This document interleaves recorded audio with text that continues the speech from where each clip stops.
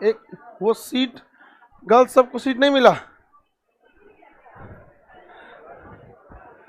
देखो एक साइड में ना लड़की के लिए भी सीट अलग रखना पड़ेगा। जो लड़की को इस सब टाइप का चक्कर वक्कर आने वाली समस्या है, कल 2 घंटा तक बेहोश रही थी, डॉक्टर को लाना पड़ा। और भी HOD head of department PMCH है।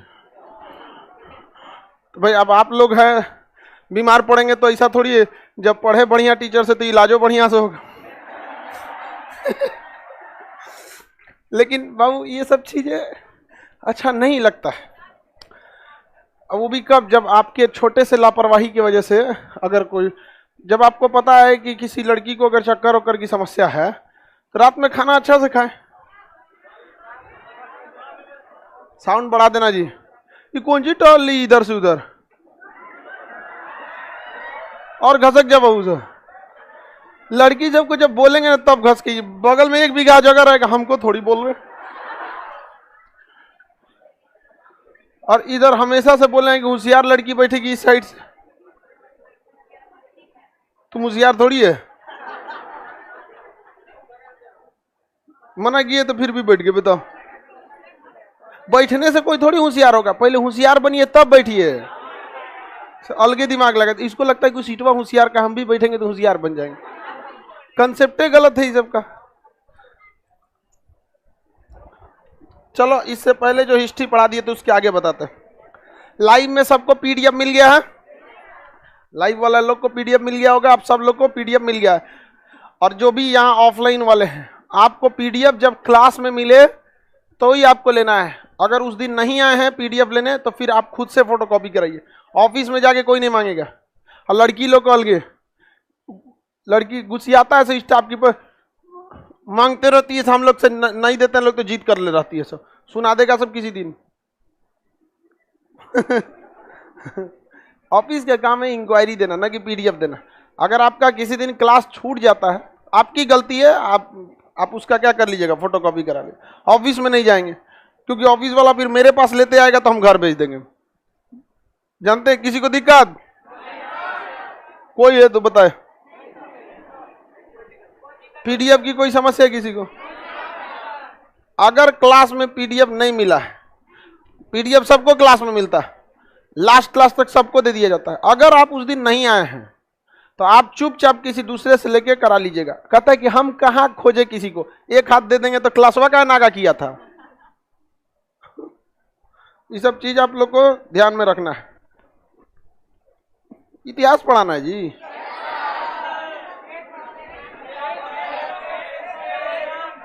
फिजिक्स टाइप का मूड लग रहा था मेरा। वेद कै गो? 5वां वेद।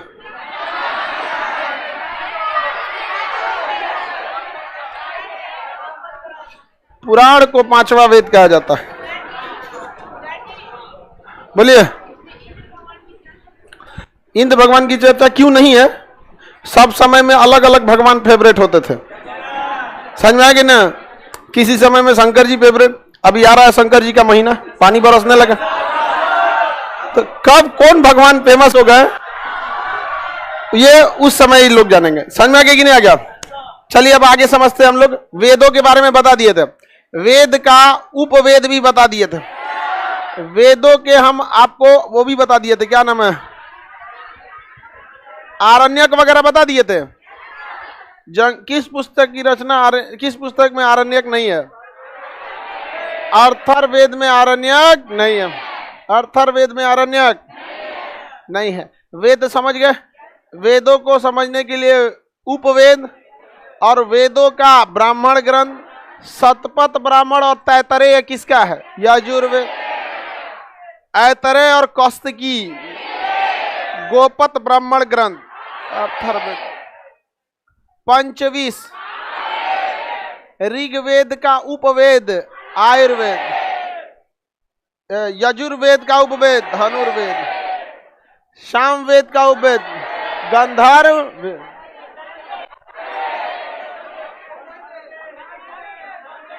गला से गाना है तो कल तो आपको ट्रिक भी बताए थे, हल्का सा याद करना।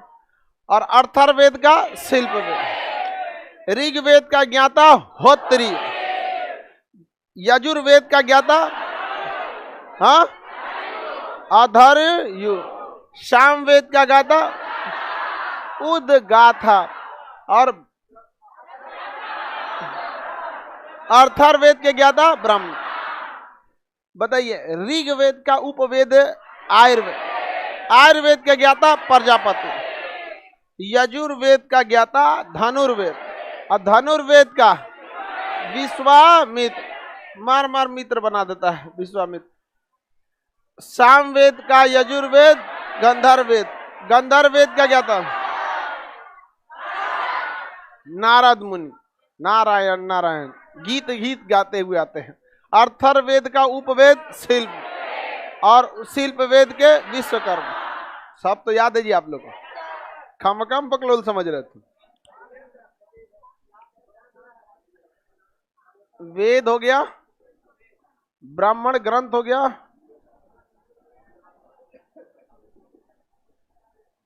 उपवेद हो गया,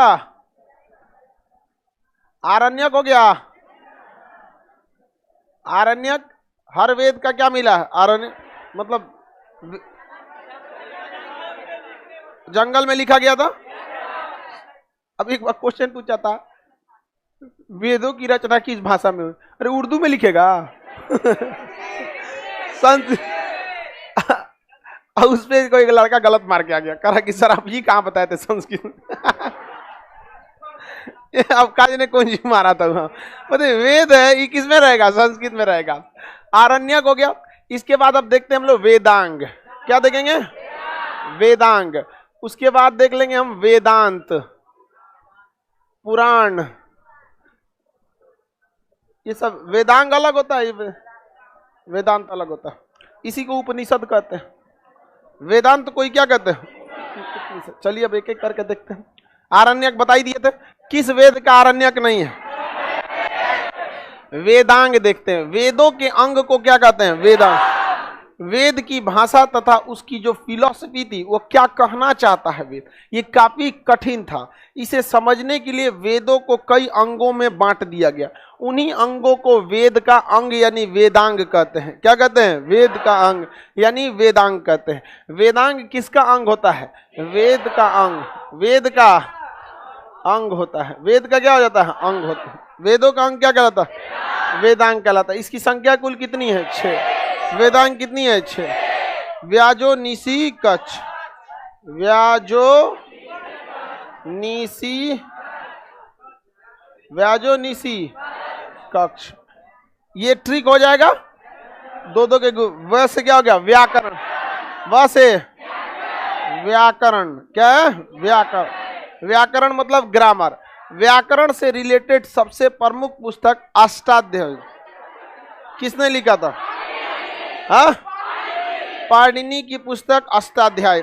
तो अगर आपको वेद पढ़ना है तो पहले आप वेदांग की रचना पढ़िए, और वेदांग में सबसे पहले क्या पढ़िए? व्याकरण। क्या पढ़िए? ग्रामर कहाँ क्या सही होना चाहिए। और व्याकरण की सबसे प्रमुख पुस्तक का नाम क्या? अष्टाध्यायी। अष्टाध्यायी की रचना किसने किया? पाणिनि ने किया। किसने किया? पाणिनि। अष्टाध्यायी की रचना, अष्टाध्यायी की रचना कोई दिक्कत है नहीं किसी को? अष्टाध्यायी की रचना पाणिनि ने किया था। आगे बढ़ जाए। वेदांग समझ में आ गया? ज से क्या होगा? ज से ज्योतिष। क्या हो जाएगा? ज्योतिष। ज्योतिष आप देखेंगे भारत में एस्ट्रोलॉजी का बहुत महत्व है। हमारे यहाँ ज्योतिष बहुत है, खास करके जब विवाह रखा जाता है तो भी क्या मुहूर्त मिलाया जाता है। हालांकि मुहूर्त मिलने के बादो चौपट हो जाता है कुंडली उंडली सब मिलाने के बाद कुंडली भी मिलाया जाता है। हाँ, सब चीज मिलाया जाता है। फिल्म उलिम में एक होता ना कि दुका बोल दिया था मांगलिक है तो ब्याह नहीं होगा। हाँ, वैसे मुन्ना भाई पूछा था कोई ऐसा कर, उसी में था सर्किट तो ऐसा भी बहुत सारा नियम कानून है। हालांकि 100% कोई भी चीज एक्यूरेट नहीं होती है। साइंस अपने जगह पे है, ज्योतिष अपने जगह पे। गलत कब लगता है पता है? साइंस वाला खड़े ज्योतिष को नकार देगा और ज्योतिष वाला खड़े कहेगा तुम हो कौन। ये गलत है भाई, आप अपने जगह पे सही हो, वो अपने जगह पे सही है। ट्रैक्टर कहेगा कि बोलेरो क्या कर लेगा, अरे भाई तुम्हारा खेत जोतना काम है, इसका आदमी ढूंढना ना, दोनों एक दूसरे को गड़बड़ हो जाना चाहिए, ऐसा नहीं होता है। तो ज्योतिष भी एक है, वेद का एक अहम हिस्सा है ज्योतिष। ज्योतिष की सबसे प्रमुख पुस्तक का नाम है बृहद संहिता। क्या नाम है? बृहद संहिता। ज्योतिष की सबसे प्रमुख पुस्तक बृहद संहिता। बृहद संहिता किसने लिखा? ब्राह्मीर। किसने लिखा? ब्राह्मीर। बृहद संहिता ब्राह्मीर। बृहद संहिता बृहद संहिता। व्याकरण की सबसे प्रमुख पुस्तक अष्टाध्यायी किसने लिखा? अष्टाध्यायी किसने लिखा? पाणिनि ने लिखा। किसने लिखा? पाणिनि ने लिखा। और ज्योतिष की सबसे प्रमुख पुस्तक बृहद संहिता किसने लिखा? हाँ, अगला है निरुक्त। निरुक्त सी से शिक्षा। अब शिक्षा तो कभी खत्म नहीं हुआ। क से कल्प, छ से छंद। क्या हो गया? छंद। ग्रामर का ही एक हिस्सा होता है छंद। आप बचपन में पढ़े होंगे, मैट्रिक वगैरह में होंगे ना, तो छंद वगैरह के बारे में पढ़े होंगे। तो बताइए वेदांग कितने हो गए? शॉर्टकट ट्रिक, व्याजो निशी कच, व्याजो निशी कच, व्याकरण, ज्योतिष, निरुक्त, शिक्षा, कल्प, छंद। कल्प और छंद। व्याकरण की सबसे प्रमुख पुस्तक अष्टाध्यायी। ज्योतिष की सबसे प्रमुख बृहद संहिता। क्या नाम हो जाएगा? बृहद संहिता। बृहद संहिता। शिक्षा, निरुक्त, शिक्षा, कल्प और छंद। याद रहेगा ना? किसी को कोई दिक्कत नहीं ना? आगे बढ़े। निरुक्त की रचना यास्क ने किया था। किसने किया था? यास्क। निरुक्त की रचना, निरुक्त की रचना, निरुक्त बेसिकली भाषा का अध्ययन है। किसका अध्ययन है? देखिए ग्रामर एक अलग चीज है और भाषा एक अलग चीज है। देखिए इंग्लिश एक अलग भाषा है, हिंदी एक अलग भाषा है। समझा गया? तो भाषा किस में आता है? निरुक्त में। तो देखिए हिंदी भी अलग भाषा है, इंग्लिश भी अलग भाषा है, उर्दू भी है, लेकिन इन सभी भाषाओं का अलग अलग व्याकरण है। अंग्रेजी का व्याकरण अलग है, संस्कृत का अलग, हिंदी का अलग, उर्दू का अलग, अरबी का अलग, फारसी का अलग है। तो भाषा में और व्याकरण में अंतर होता है। तो भाषा को कौन दर्शाता है? निरुक्त। भाषा को और व्याकरण को, व्याकरण ही दर्शा, भाषा को निरुक्त। निरुक्त की रचना किसने किया था? यास्क। निरुक्त की रचना यास्क। निरुक्त की रचना, निरुक्त की रचना। शिक्षा को क्या पूछना है? शिक्षा तो हमेशा रहा है। शिक्षा कब खत्म हो जाएगा? जब तक है जान तब तक रहेगी शिक्षा। इंसान अपने आखिरी समय तक सीखते रहता है। जब तक है जान कुछ ना कुछ सीखते रहता है। यास्क ने किसकी रचना किया? यास्क ने अष्टाध्यायी की रचना, बृहद संहिता, निरुक्त की रचना, निरुक्त। अब आता शिक्षा तो कोई दिक्कत नहीं है। यहाँ पे कल्प, गौतम ऋषि। कल्प की रचना, निरुक्त की रचना, कल्प, कल्प, निरुक्त। छंद तो व्याकरण के तरह ही होता है। छंद के बारे में आप बचपन में पढ़े होंगे। हालांकि अभी हिंदी में आप लोग अगर कोई एग्जाम दीजिएगा जिसमें हिंदी पूछेगा तो उसमें आपको ये पूछता है, समझ में आ गया कि नहीं? बीपीएससी में भी आपका हिंदी है और दरोगा मेंस में भी आपका हिंदी है। हाँ, जीडी में भी है। हाँ हाँ हाँ, जहाँ जहाँ हिंदी की जरूरत रहेगी वहाँ वहाँ होगा आपका। आप लोग जब बीपीएससी वाला बैच करेंगे जुलाई से, 1 जुलाई से आपका सेशन चालू हो जाएगा बीपीएससी वाला, तो उसमें आप लोग को हिंदी पढ़ना पड़ेगा। समझ में आ गया कि नहीं? क्या कोनो इसमें एक चीज याद रखिएगा, सबका एडमिशन नहीं लेंगे हम। उसमें टेस्ट होगा, पास होंगे तबे आइएगा लोग, अदरवाइज में घरे रहिएगा। यहाँ पे ग्रुप डी है। नहीं समझ आया? ये नहीं कि जिसको मन उठ के चल गया कौन सी बीपीएससी, बीपीएससी लोल कहीं का। यहाँ पे समझ में आ गया कि नहीं आ गया? आप लोग क्या डर गए लोग? हमको भी पता है नहीं डरे, हम ऐसे बोल दिए डर गए। हाँ, टेस्ट देने से थोड़ी डरना है। कहीं एग्जाम टफ थोड़ी होता है, ना एग्जाम टफ होता है ना एग्जाम खराब होता है, रिजल्ट खराब हो जाता है। आगे बढ़े, चलिए अब ध्यान देते हैं। यूपीएससी वाले बैच में 2 गो टेस्ट होगा। हाँ, यूपीएससी वाले बैच में पहले ही प्रीटी मेंस ले लेंगे। अकलेल बकलेल रहेगा तो ना जाएगा उधर, पहले ही आदमी ले लेगा उसको, पहले प्री उसके बाद मेन। एटलीस्ट कम से कम इतना तो पता चलेगा कि कह रहा है बकलुआ तो इंटरव्यू का छोड़ दिए।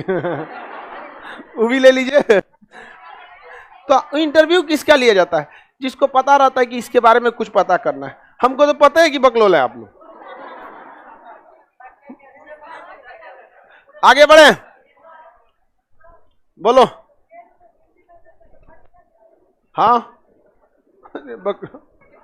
सब चीज का हिंदी में कन्वर्ट किया गया है। कन्वर्टेड पुस्तक ज्यादातर फारसी में की गई थी अकबर के समय, वहां पढ़ना अकबर के समय पूरा चैप्टर है अनुवादित पुस्तक। चलिए बताइए, व्याकरण संबंधित पुस्तक अष्टाध्यायी, ज्योतिष संबंधित निरुक्त की रचना, यस निरुक्त की रचना, शिक्षा की तो कोई टेंशन ही नहीं। कल्प की रचना गौतम ऋषि, कल्प की रचना, कल्प की रचना छंद हो गया। यहाँ पर ये सब क्या हो गए? वेदांग, वेदों के अंग, उन्हें क्या कहा गया? वेदांग। वेदों के अंग को क्या कहा गया? वेदांग की संख्या। वेदों को भली भांति समझने के लिए किसे पढ़ते हैं? किस पुस्तक का कोई भी आरण्यक नहीं है? निरुक्त की रचना, निरुक्त की रचना, कल्प की रचना, बृहद संहिता की रचना, अष्टाध्यायी की रचना, अष्टाध्यायी की रचना, अष्टाध्यायी याद हो गया ना? मटेरियल में नहीं लिखा है क्या जी? किसी को कोई दिक्कत नहीं? गौतम ऋषि ने किसकी रचना की? हाँ, कल्प की। आगे बढ़ जाए तो वेदों को अच्छे से पढ़ने के लिए किसका रचना किया? तो ये बताओ, जो वेद पढ़ाएगा वही ना वेदांग पढ़ाएगा? हाँ, ये तो वेद के हिस्सा है सब। ये किसका हिस्सा है? वेद। वेद के अंदर ही मिल जाएगा ये लोग, समझा क्या? वेद अगर नहीं समझ में आ रहा है तो पहले क्या समझना, तब क्या समझ में आएगा? वेद। यानी दोनों के मास्टर साहब सेम होंगे, जो वेद पढ़ाते होंगे वही क्या पढ़ाएंगे? तो वेद और वेदांग पढ़ाने वाले मास्टर जी को क्या कहा जाता है? उपाध्याय। क्या कहा जाता है? उपाध्याय। क्या कहा गया? एक वो वेद जानेगा तो वेद दू। अब पढ़ाने लगा तो उपाध्याय, पढ़ाने लगा तो देखिए, नॉलेज अलग चीज होता है, पढ़ाना अलग चीज होता है। आप सब लोग को नॉलेज है किसी न किसी चीज का, मैट्रिक का जितना सिलेबस है सबको नॉलेज है, लेकिन पढ़ाना एक अलग चीज हो जाता है। तो पढ़ाएंगे तो क्या बन जाएंगे? उपाध्याय। अब देखते हैं हम लोग पहले पुराण को। किसे देख लेते हैं? पुराण। पुराण के बाद किसे देख लेंगे? वेदांत। पुराण। पुराण जो था लौम हर्ष ऋषि और उग्र सर्वा। अब वेद की रचना जो थे कृष्ण द्वैपायन वेद व्यास। तो उन्होंने वेद की रचना नहीं किया, संकलन किया था। कहा जाता है वेद अपरुषे हैं। कृष्ण द्वैपायन वेद व्यास किसकी रचना? वेदों। और पुराणों के लौम हर्ष ऋषि और उग्र सर्वा, लौम हर्ष ऋषि और पुराण की रचना किया गया। किसका? पुराण का। ये भी संस्कृत में लिखा गया था, लौम हर्ष ऋषि और उग्र सर्वा। इन्होंने क्या किया था? पुराण। लौम हर्ष ऋषि और उग्र सर्वा, उग्र सर्वा। इन्होंने किसकी रचना किया था? पुराण के। पुराण की। पुराणों की कुल संख्या कितनी है? 18। पुराणों की कुल संख्या 18। पुराणों की संख्या 18 पुराण। पुराणों से क्या पता चलता है? प्राचीन इतिहास, प्राचीन राजवंश की जानकारी मिलती है। किसकी जानकारी? प्राचीन राजवंशों की जानकारी का एक अच्छा सा स्रोत क्या है? पुराण। इसमें धार्मिक चीजों के साथ साथ प्राचीन इतिहास की भी क्या है? चर्चा है। प्राचीन इतिहास की भी क्या मिलती है? चर्चा होती है। इसमें कई अलग अलग टाइप के क्या मिलेंगे आपको? पुराण। टोटल पुराणों की संख्या कितनी है? कितनी है? 18। सबसे पहले अगर आप देखेंगे पुराण में तो कौन सा पुराण मिलेगा आपको? विष्णु पुराण। कौन सा पुराण? विष्णु पुराण। मत्स्य पुराण, मत्स्य पुराण। वायु पुराण, वायु पुराण, वायु पुराण, ये 3 पुराण काफी प्रमुख है। विष्णु पुराण में आपको किस वंश की जानकारी मिलेगी? मौर्य वंश। किसकी जानकारी? मौर्य। विष्णु पुराण में मौर्य वंश। विष्णु पुराण, मत्स्य पुराण सातवाहन, मत्स्य पुराण सातवाहन वंश, मत्स्य पुराण, वायु पुराण गुप्त वंश, वायु पुराण गुप्त वंश, वायु पुराण गुप्त वंश। समझ में आ गया कि नहीं आ गया? विष्णु पुराण मौर्य, विष्णु पुराण, मत्स्य पुराण सातवाहन वंश, और वायु पुराण गुप्त। इसी वायु पुराण में लिखा है कि समुद्रगुप्त का घोड़ा 3 समुद्र का पानी पीता था। क्या करता था? 3 समुद्र का पानी पीता था। किसी को कोई दिक्कत नहीं?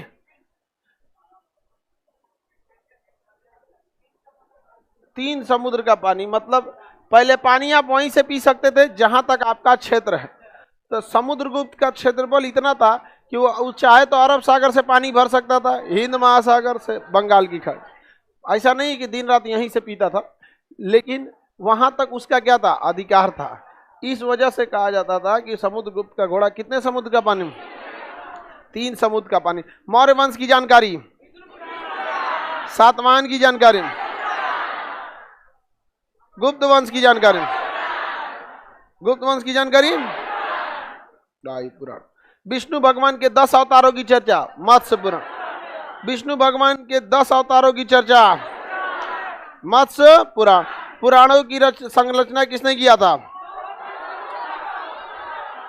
लौ महर्ष ऋषि तथा उग्रसर्म, लौ महर्ष ऋषि तथा उग्रसर्म।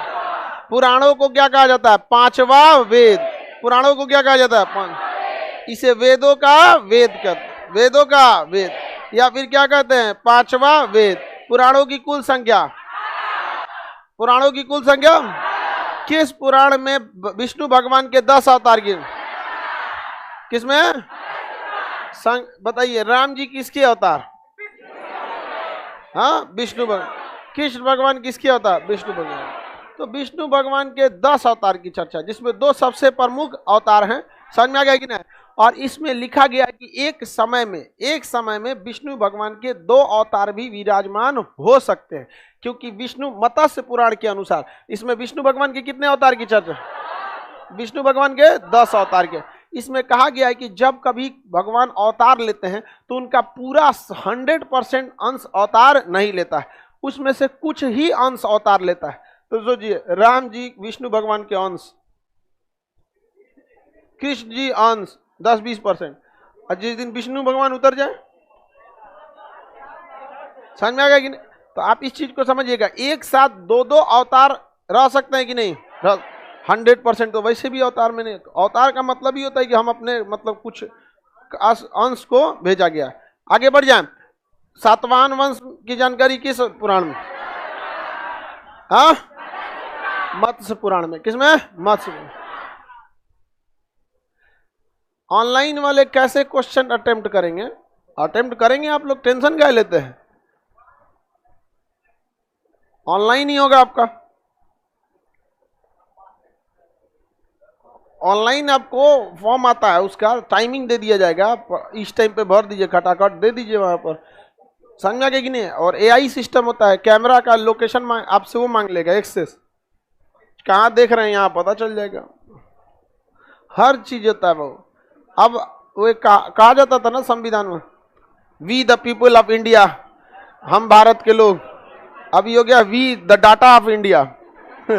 हम लोग इंसान नहीं रह गए, डाटा हो गए। हम क्या खा रहे हैं, क्या कर रहे हैं, सब पे नजर किसका है? गूगल का। आगे बढ़ जाएं, बताइए, धार्मिक के साथ साथ ऐतिहासिक जानकारी मिलती है पुराणों से।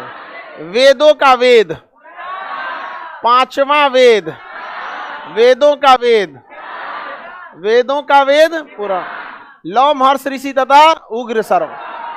लेकिन इस समय यहां पर कहा गया था कि स्त्री जो होती हैं, फीमेल, इसको नहीं पढ़ सकती हैं, और ना ही SC ST से पढ़ सकते हैं। भले सुन सकते हैं, समझ में आ गया कि नहीं, लेकिन पढ़ नहीं सकते। गलत बात है कि नहीं? ऐसा क्या है भाई स्त्री लोग में आज? लेकिन हर जगह में स्त्री आगे हैं। अब तो वेद भी पढ़ा भी रही हैं। एक समय आया था जब इन पे पढ़ने पर भी क्या लगाया गया था? बैन लगाया गया था। तो बताइए, क्या महिलाएं और SC ST पढ़ सकते हैं? अभी के समय नहीं, उस समय नहीं। इसमें कुछ दिमाग ही नहीं लगाना है। कोनो नियम प्रतिबंध होगा ना, पहले का समय में महिला और SC ST, महिला और SC ST। मनुस्मृति में देखेंगे तो मनुस्मृति भी स्मृति साहित्य है, उसमें भी महिला और SC ST। कई जगह इन लोग को रोक लगा दिया गया है। ये सब बहुत सारा उटपटांग चीजें हैं कई जगह पे। इसलिए देखिएगा ना, बहुत समय में SC ST समाज के लोग मनुस्मृति का बहुत विरोध करते हैं। रीजन भी है उसके पीछे कि ये लोग SC ST को उस समय ज़्यादा महत्व नहीं दिया गया, और कोई फर्क नहीं पड़ता है SC ST या किसी चीज़ से। अमीर की मेंटेलिटी और गरीब की मेंटेलिटी अलग अलग हो ही जाती है। फर्क पड़ता है कि आप किस तरह के माहौल में रहें। अब एकदम ज़्यादा गरीबी में रहिएगा, बहुत ज़्यादा, तो आप देखेंगे तो ज़्यादातर गरीबी की वजह से लोग पढ़ाई छोड़ देते हैं। जैसे पढ़ाई छोड़ेंगे आपका स्टेटस गिरेगा, पढ़ाई छोड़ देंगे तो खाली समय मिलेगा, खैनी बनाना सीख जाएंगे, टेम्पू चलाना सीख जाएंगे, ये सब। तो वो तो रोजगार के लिए कुछ ना कुछ करेगा कि नहीं करेगा भाई? अब उसको शिक्षा मिला नहीं तो रोजगार के लिए कुछ करेगा, कोई मजदूरी करेगा, कोई गाड़ी चलाएगा, कोई कुछ करेगा। तो अगर कोई व्यक्ति शिक्षित हो रहा है तो उसका लेवल अलग ही हो जाएगा, और कोई शिक्षित नहीं हो रहा है तो उसका लेवल गिर ही जाएगा। तो बहुत मायने रखता है आपका फाइनेंशियल स्टेटस कैसा है और एजुकेशनल स्टेटस कैसा है, इस पर आपका रहन सहन बहुत मायने रखता है। आप सब लोग एक साथ पढ़ते हैं, यहाँ आपको कभी एहसास नहीं होगा कि कौन SC ST OBC जनरल, कोई पता ही नहीं चलेगा। लेकिन अगर वही एजुकेशन नहीं है, गांव में जाके देखेंगे तो गरीब लोग जो एजुकेशन की वजह से छूट गए, अक्सर एक चीज़ देखा जाता है, SC ST में एजुकेशन का अभाव इस बात का है, लेकिन अगर गौर से देखिएगा तो SC ST में एजुकेशन का मुख्य रूप से अभाव गरीबी के कारण है। कोई ये नहीं चाहता है कि हमारा बेटा नहीं पढ़े, चाहे किसी जाति का हो, SC ST OBC माइनॉरिटी कहीं का भी। तो गरीबी भी एक बहुत बड़ी कारण बन गई। और जितने भी बढ़िया स्कूल है जो मतलब एजुकेशन अच्छा दे सकते हैं, वो सारा का सारा स्कूल नेताओं का है, पीछे से किसी के नाम पे करा दिए है नेताओं का। अब ये बताओ, नेताओं के हाथ में सरकार रहती है, अगर ये सरकारी स्कूल बढ़िया कर दे तो गरीब उसमें पढ़ लेगा। तो इनका करोड़ों का स्कूलों में फीस कौन देगा? 5,000 रुपया महीना जी। समझ में? मेन गेम समझिए, सरकारी स्कूल सरकारी हॉस्पिटल सही नहीं होने का मेन गेम ये है, क्योंकि जिन्हें सही करना है वही करेंगे यहाँ पर। समझ में आ गया कि नहीं आएगा? मशरूमों का गड़बड़ चीज है यहाँ पर। खैर ये सब महिलाओं और SC देख रहे हैं कितना अत्याचार हुआ था, और हकीकत भी यही है, सबसे ज्यादा अत्याचार यही दो लोग इंडिया में सहे हैं, महिला और SC ST। आज आगे बढ़ जाते हैं तो बताइए, आपको पुराण भी बता दिए, क्या बच गया? वेदांत। क्या बच गया?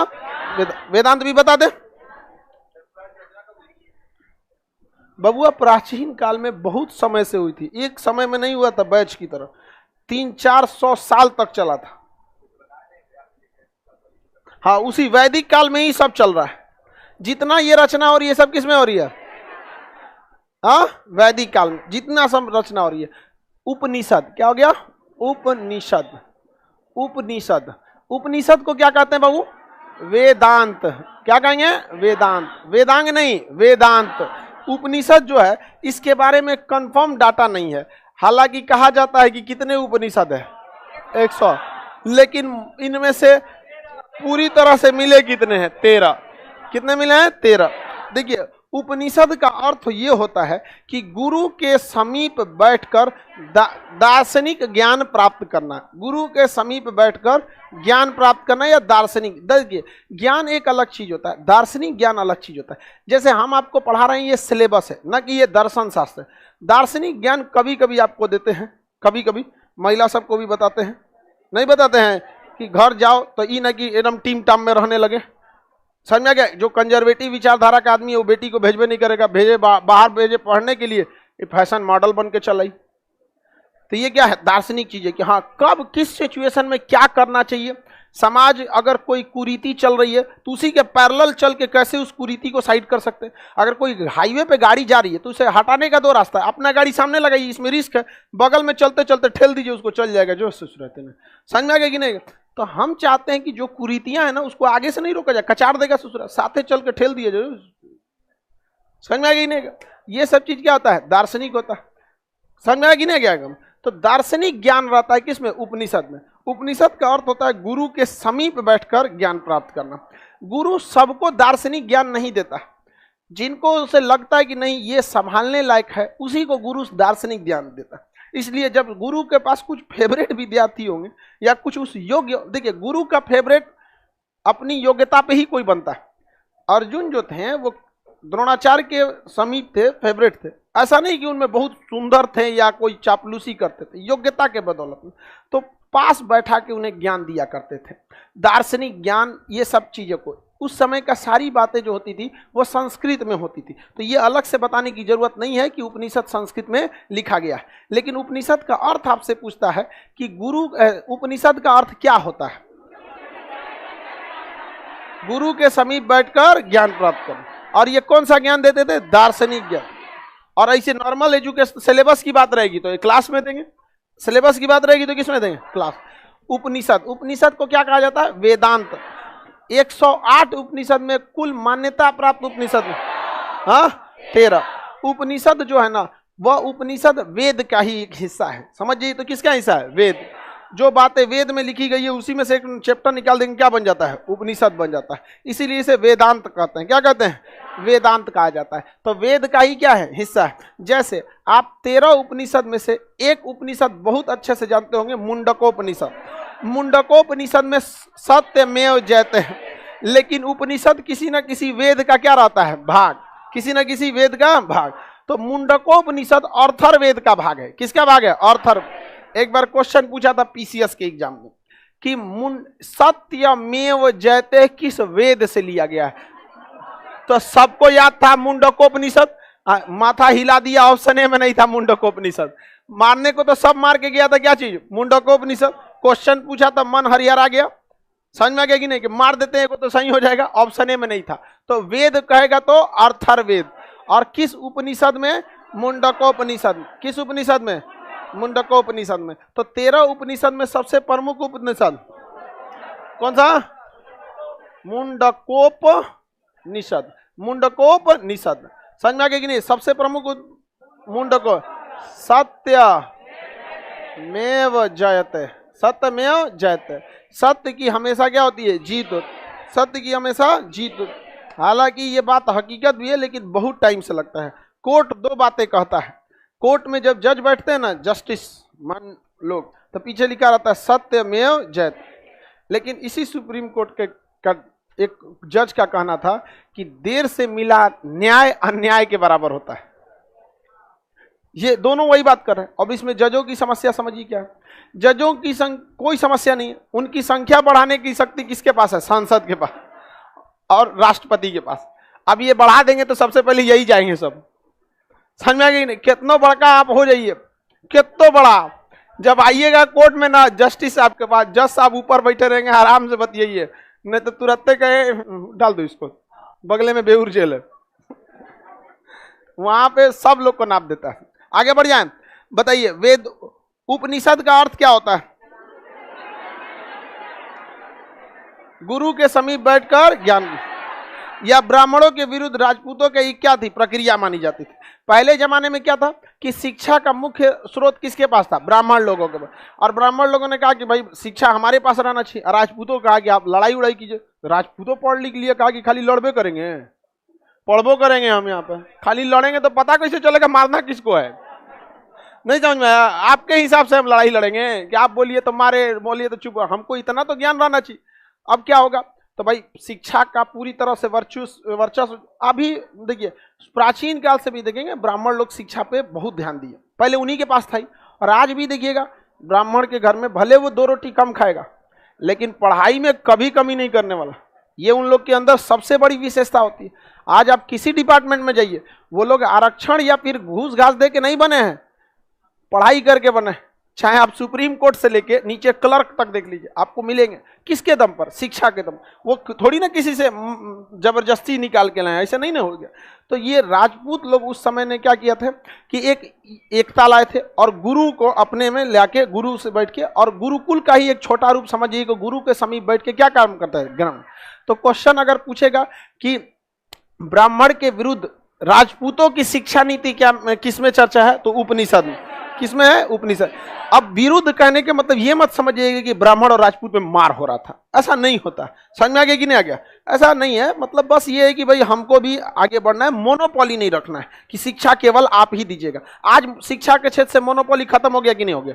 किसी भी जाति का शिक्षक होता है, किसी भी मजहब का होता है, आप सबसे पढ़ते हैं।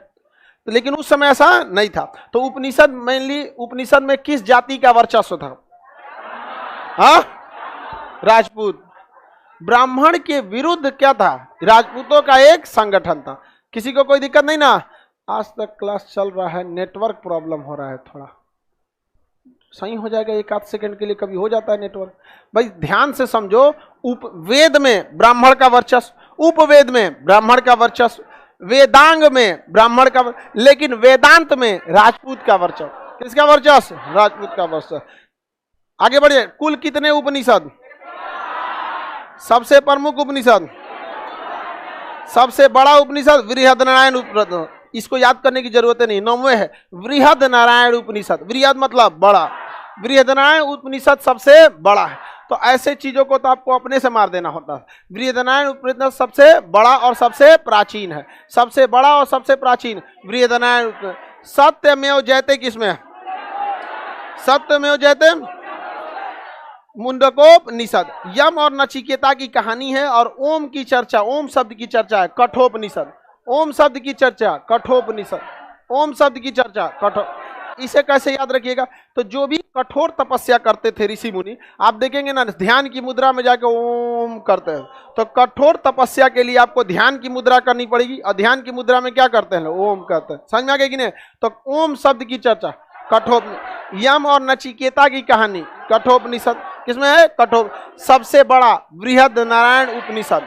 सत्यमेव जयते, यम एवं नचिकेता की कहानी, ओम शब्द की चर्चा, सत्यमेव जयते, सत्यमेव जयते। जालोपनिषद में ब्रह्मा विष्णु और महेश की चर्चा। जालोपनिषद में ब्रह्मा विष्णु, जालोपनिषद में ब्रह्मा विष्णु महेश। इस पृथ्वी को ध्यान से देखिएगा तो पूरी पृथ्वी गोल एक जाल की तरह, और ऐसे शास्त्रों के हिसाब से इस पूरी की रचना ब्रह्मा विष्णु महेश। कहीं घूम लीजिए, कहा जाता है तो कितनियों चल जाओ वापस आएगा हमारे पास, ऐसे ही ना कहा जाता है कि पंच तत्व में विलीन होगा आएगा मेरे पास। तो बताइए पूरे जाल में आप कहीं घुसिए, ब्रह्मा विष्णु महेश इन्हीं के अंडर में रहेंगे, ऐसा वेदों के हिसाब से कहा जाता है। समझ में आएगी नहीं? आ गया? नहीं समझ में आया? अरे याद करने के लिए कुछ ना कुछ दिमाग में बैठाया कर, और क्या ऐसे थोड़ी हो जाएगा। तो पूरा ये पृथ्वी एक तरह का नेट जाल है, और सब किसके अंडर में? ब्रह्मा विष्णु है। भाई रावण को मारना था, पहले से पता था? नहीं पता था? आप किसने अवतार ले लिया? विष्णु भगवान।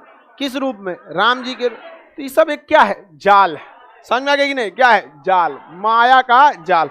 पता था कौरव का अंत होगा, कंस का अंत होगा। समझ में आ गया कि नहीं? लेकिन ये सब क्या है? एक जाल। तो याद रखने का तरीका कितना है? जालोपनिषद में ब्रह्मा विष्णु महेश, ब्रह्मा विष्णु महेश, जालोपनिषद हो गया। कठोर तपस्या ओम, कठोपनिषद। सबसे बड़ा बृहदनारायण, सत्यमेव जयते। यम और नचिकेता, यम नचिकेता। जालोपनिषद में क्या है? ब्रह्मा विष्णु महेश। इन्हें त्रिमूर्ति कहा जा सकता है कि नहीं? कहा ही जाता है। कहा क्या जा सकता है? त्रिमूर्ति के नाम से जाना जाता है। समझ में आ गया कि नहीं? का इसी में 4 आश्रमों की चर्चा है। किसकी चर्चा है? 4 आश्रम।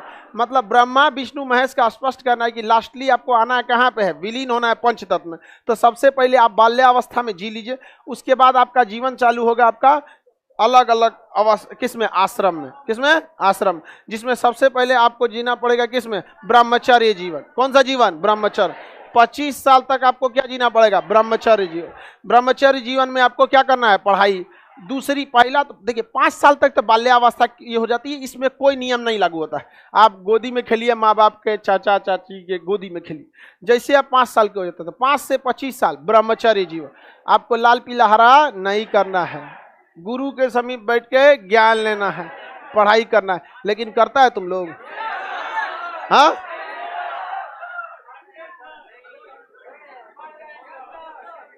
खूब तो तुम लोग पढ़ता है, तो हमरा पता है। ये जो मोबाइल आ गया ना, ये और चौपट कर दिया। हम लोग के समय मोबाइल नहीं था, जो बहुत खतरनाक सिस्टम था। हम लोग के समय मोबाइल ही नहीं था। आज के समय में इतना खचरा लड़का होता है, सब इतना खचरा, ओकरा नंबर जुटा लेगा, कुछ नहीं बोलेगा, 4 को करंट अफेयर भेज देगा। धीरे धीरे वो अंगुरी पकड़ता है, पीडीएफ भेज देगा धीरे। उधर से थैंक यू,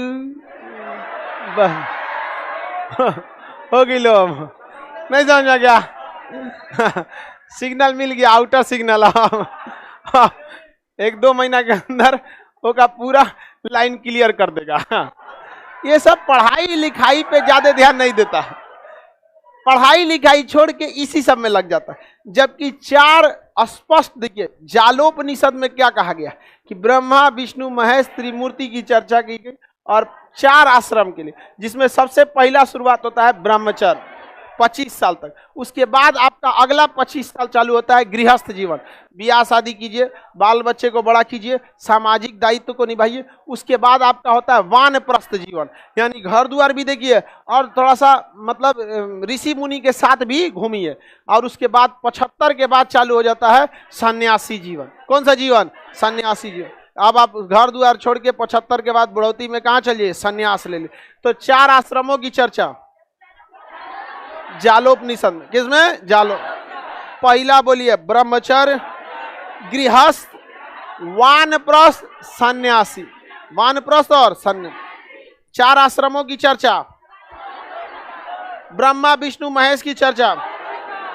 आलोपनिषद सबसे बाद में रचना किया गया था, ये अकबर के समय रचना किया गया। सबसे नवीनतम कौन है?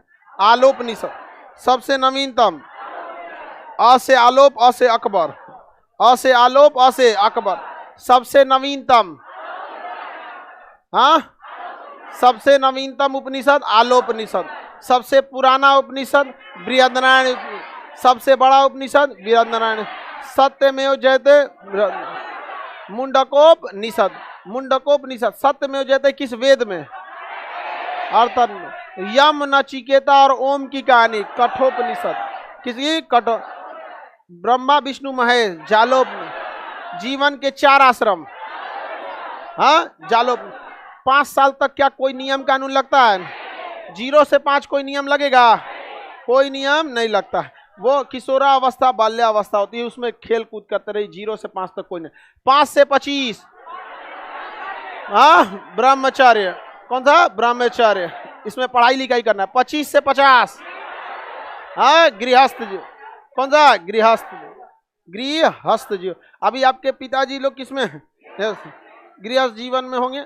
आप लोग को पढ़ा लिखा रहे हैं, समाज में देखते होंगे, कहीं न्योता आया तो खाने चल गए, किसी के दुख बीमारी में साथ दे दिए, मुसीबत में आ गया, होली दीपावली ईद में कहीं कहीं चले गए, तो ये गृहस्थ जीवन हो गया। इसके बाद 50 से 75 वानप्रस्थ।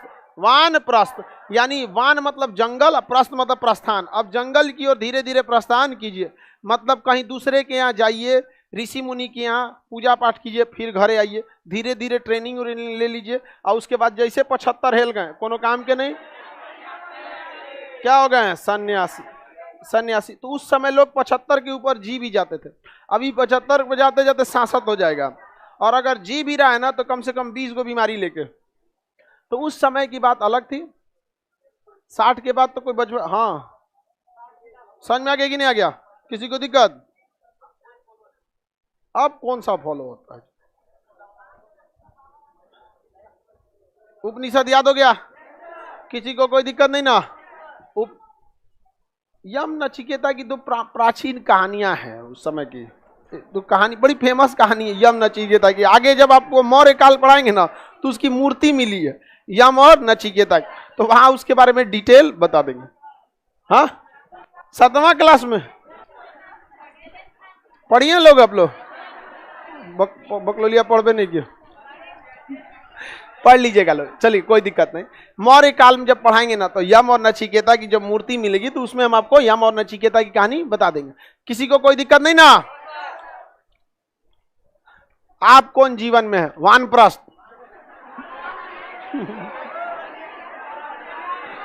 सन्यासी में नहीं है? आगे देखते हम लोग। यहां तक समझ में आ गया पुराण। इसके बाद स्मृति साहित्य की रहे, 2 स्मृति साहित्य की रचना की गई। स्मृति साहित्य उस समय के विद्वान अपने थिंक के आधार पर जो लिख देते थे उसे क्या कहा जाता है? स्मृति साहित्य। सबसे प्रमुख स्मृति साहित्य है मनु स्मृति। मनु स्मृति। मनु स्मृति भारत की पहली कानूनी पुस्तक है। कहेगा भारत की पहली विधि पुस्तक कौन सी है? मनु। इसमें नियम और कानून की चर्चा है, लेकिन इस पुस्तक में कई सारी अच्छी भी चीजें हैं, लेकिन महिलाओं और दलितों के लिए अच्छी बातें इसमें नहीं। समझ में आ गई ना कि किसमें? मनु इसमें। और याज्ञवल ऋषि थे, उन्होंने याज्ञवल स्मृति लिखा। क्या लिखा? याज्ञवल। उनका कहना था जुआ खेलो कोई दिक्कत नहीं है, मन को जो संतुष्टि मिले वही करो। उस समय जुआ बहुत फेमस है, जुआ खेलना कोई दिक्कत नहीं है। समझ में आ गया कि नहीं? तो उनको कोई खास वैल्यू नहीं मिला। लेकिन मनु स्मृति में ऊंचे जात का वर्चस्व ज्यादा रखा गया और नीचे जात का वर्चस्व ना के बराबर रखा गया। समझ में आ गया कि नहीं आएगा?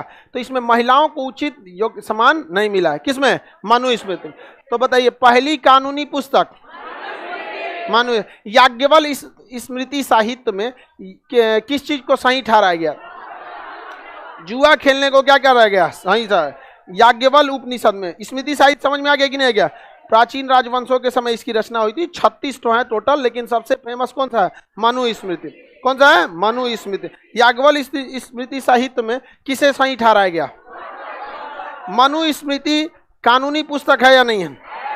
इसमें किस जाति की वरीयता दी गई है? किस जाति की? उच्च जाति। उच्च जाति की वरीयता दी गई है। क्या इसमें महिलाओं को वरीयता है? दलितों को है? अब महिलाओं के बारे में क्या है आप अपने से समझिए। इसमें विवाह के 8 प्रकार की चर्चा है, ध्यान से समझिए। 8 अलग अलग प्रकार के विवाह की चर्चा। पुरुष के लिए विवाह की आयु 25 साल और लड़की के लिए 12 साल। जो गोद ले रहा है